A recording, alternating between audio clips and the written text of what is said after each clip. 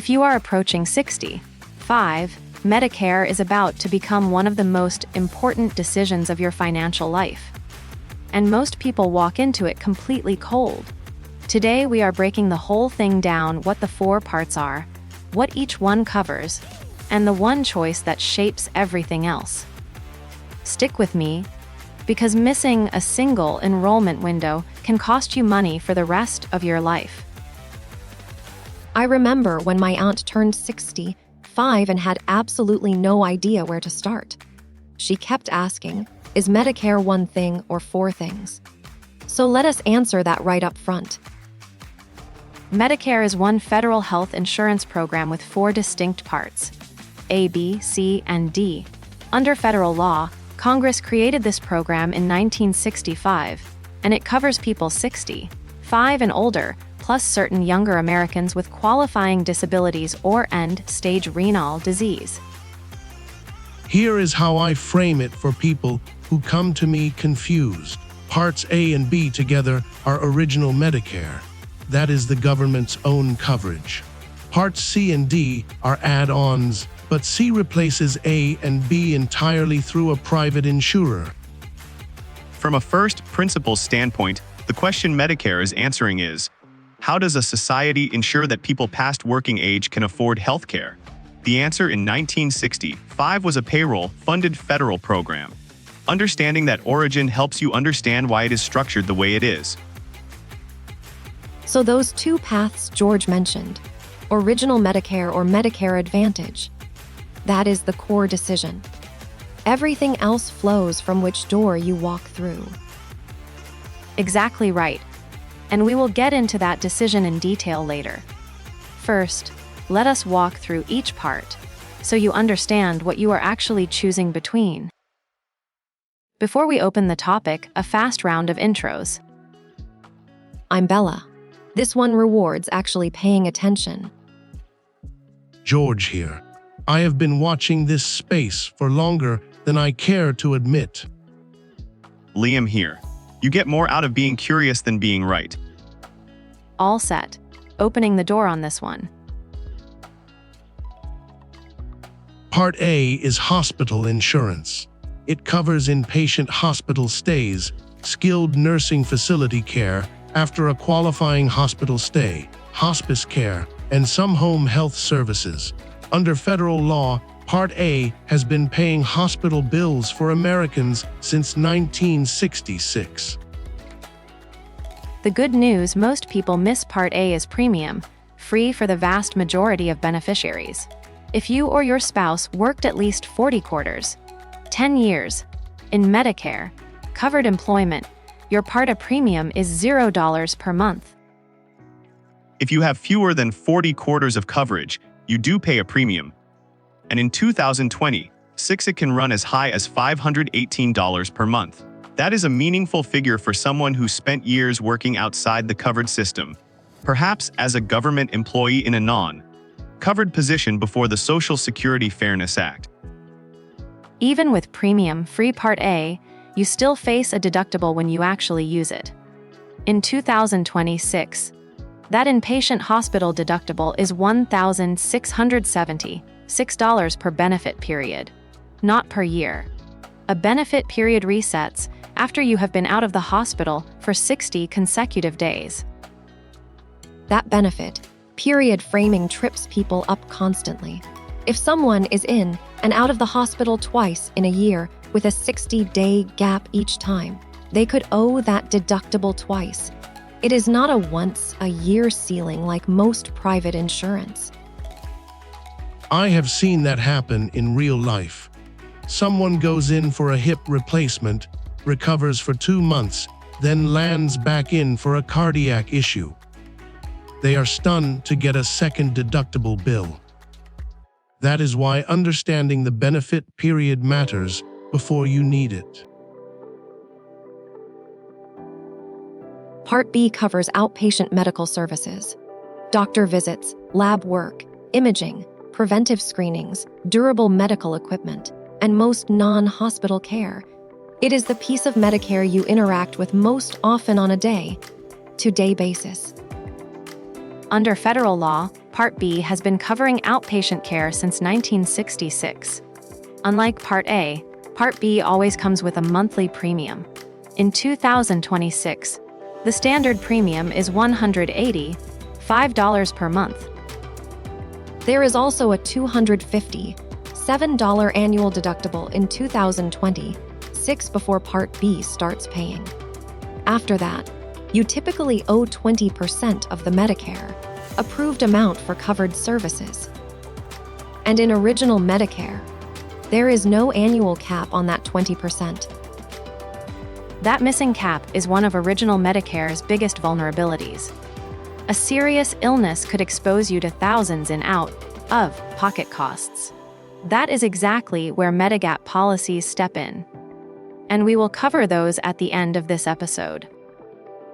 One thing people do not expect: if your income was above a certain threshold 2 years ago, you pay more. That surcharge is called IRMA, the Income-Related Monthly Adjustment Amount. So the $185 standard premium can be significantly higher for higher earners. IRMA uses your tax return from 2 years prior, so what you earned in 2024 determines your 2026 surcharge. That lag surprises people who retired mid-year with high income and then got a larger Part B bill than they expected. Part C, officially called Medicare Advantage, is the private insurance alternative to Original Medicare. Under federal law, private insurers contract with the government to deliver all Part A and Part B benefits, and they are required to cover everything Original Medicare covers. The word advantage comes from the extras these plans often bundle in: dental, vision, hearing aids, gym memberships. None of those are covered by Original Medicare, but they are commonly included in Advantage plans to attract enrollees. The trade-off is networks. Medicare Advantage plans use HMO or PPO structures, meaning your freedom to see any provider is restricted.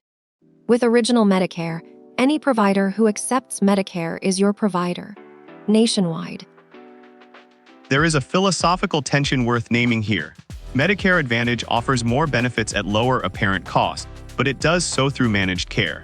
You trade access flexibility for extras. Whether that trade is good depends entirely on your health profile and where you live. Most Advantage plans also include Part D drug coverage, which means one card handles everything. However, both the plan structure and the drug formulary can change every year at open enrollment. So you must actively review your plan each fall. I cannot stress that annual review enough.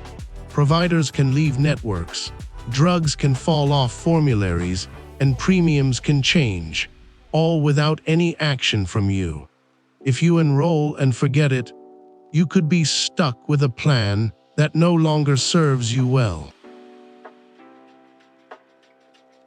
Part D covers prescription drugs. Under federal law, standalone Part D plans, called PDPs, are sold by private insurers approved by Medicare. If you are in Original Medicare, you add a standalone Part D plan separately. If you are in Medicare Advantage, drug coverage is usually already bundled into the plan. Part D is technically optional. You are not forced to enroll. But here is the catch. If you go without creditable drug coverage and then decide you want it later, you pay a penalty for every month you were uncovered. That penalty is added to your premium for life. Each Part D plan has its own premium, deductible, and drug formulary.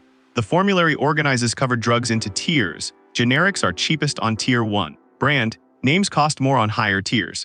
The specific drugs on each plan's list vary, so you must check your own medications against each plan before enrolling. In 2026, one of the biggest Medicare changes takes full effect: a $2,000 annual out-of-pocket cap on Part D costs. Before this change, enacted under the Inflation Reduction Act, there was effectively no cap, and some beneficiaries with serious conditions paid far more. That $2,000 cap is enormous for people on specialty medications. Prior to the Inflation Reduction Act, changes phased in from 2023 through 2026. Some cancer patients and others on expensive drugs paid tens of thousands per year out of pocket. That ceiling is now firm. This is one of those rules where the year actually matters. If someone was doing their research in 2022 or 2023, the numbers were completely different. Always verify with Medicare. Gov for the current year. Here is the choice every new Medicare enrollee has to make: Original Medicare or Medicare Advantage. This is not a small administrative detail. It shapes every healthcare decision you will make for potentially decades. And switching back from Advantage to Original Medicare later is not always easy. Original Medicare is the government's direct coverage. Parts A and B, accepted by virtually any provider that accepts Medicare. You keep that access everywhere in the country. Add a standalone Part D plan for drugs and optionally a Medigap policy to cover the 20% gap, and you have comprehensive coverage. Medicare Advantage wraps everything into one private plan. The premium may be lower or even zero beyond your Part B premium, which sounds attractive. But you are now working within a network. See a provider outside that network and you may pay full price or get nothing covered at all. There is a personal factors question here too. If you travel frequently or split time between states, Original Medicare's nationwide provider access may matter a great deal. If you stay in one metro area and use a consistent healthcare system, a local Advantage network may work perfectly. The critical thing to know, and we have a full episode coming up on this, is that moving from Medicare Advantage back to Original Medicare with a Medigap supplement is difficult after your initial enrollment window. In most states, insurers can reject your Medigap application based on health history. That is the one wait or nobody warns you about. I tell everyone, make this decision deliberately, not by default. The worst outcome is choosing Advantage because it seemed simpler, developing a health condition, and then being unable to get Medigap coverage when you finally want the broader access. If you choose Original Medicare, you will quickly realize the 20% coinsurance and no out-of-pocket cap create real financial exposure. That is where Medigap, also called Medicare Supplement Insurance, comes in. Under federal law, Medigap plans are federally standardized into lettered categories from Plan A through Plan N. Standardization is the key insight here. A Plan G from Blue Cross and a Plan G from ARP cover identical benefits. The only variable is the premium. That means you can shop purely on price once you have decided which plan letter meets your needs. Premiums do vary, sometimes significantly, by insurer, your age when you enroll, and your location. That is why it is worth comparing quotes rather than just going with the first name you recognize. The same Plan G can differ by hundreds of dollars per year, depending on who is selling it. For official numbers, Medicare Gov's Plan Compare tool is updated each year and lets you see real premiums in your ZIP code. You can also call 1-800-MEDICAR. That is 1-800-633-4227. And a counselor will walk you through current options. Every state also has a SHIPE program, the State Health Insurance Assistance Program. SIPE counselors are trained volunteers who give free, unbiased Medicare guidance. They do not sell anything and have no commission. If you want someone to sit down with you and map out your specific situation, SIPE is the place to start. Here is the anchor thought for today: Medicare is not one choice. It is a framework of choices. Part A and B are the foundation. Part C replaces that foundation with a private version. Part D covers drug. Medigap fills the gaps in the original foundation. Understanding the structure is the first step to making a decision you will not regret for the rest of your life. And if you have friends or family who just got the Medicare card in the mail and are staring at it blankly, send them this video. What surprised you most about how Medicare is structured? Drop it in the comments. The most common misconceptions help us plan future episodes. Coming up, we are going into the enrollment windows because choosing the wrong time to sign up can cost you money permanently. Stay with me for the quiz, and we will see you in the next one. Okay, it is quiz time. Let's find out what's stuck. Think through each question carefully before you answer. Your like and subscribe tells the algorithm this content matters. Hit both and help us reach more learners. Under Medicare, when is Part A hospital insurance typically available with no monthly premium?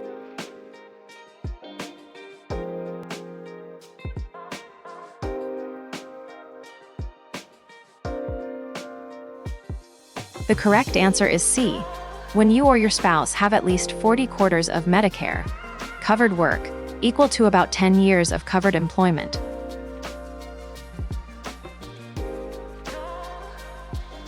What is the main trade-off when choosing Medicare Advantage over Original Medicare?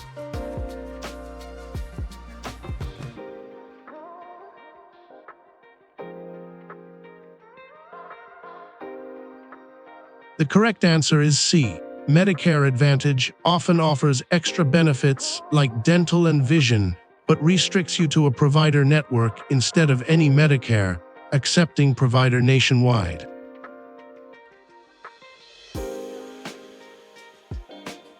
What major change to Medicare Part D out-of-pocket costs took full effect in 2026?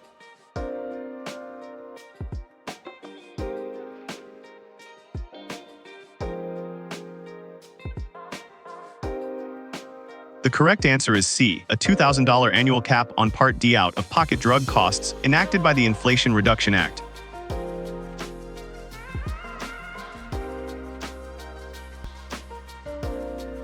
So there you have it, the Medicare framework from top to bottom. Part A for the hospital, Part B for outpatient, Part C as the private all-in-one alternative, and Part D for your prescriptions. The big decision is Original Medicare versus Medicare Advantage, and it is one you want to make deliberately rather than by default. And remember that 20% coinsurance gap in Original Medicare is real. Medigap exists precisely to close that gap, but your ability to get it at a good price depends on enrolling at the right time. Next up, we are going deep on the enrollment windows, specifically the 7-month initial enrollment period around your 65th birthday, and what happens if you miss it. That is the episode that could save you hundreds of dollars a month for life. Don't forget to like. If this series is helping you make sense of Medicare, hit subscribe so you do not miss the next one. And share this with someone who just got their Medicare card and has no idea what to do with it. I am Professor Erica. Bella, George, Tobias, thank you for being here, and we are signing off.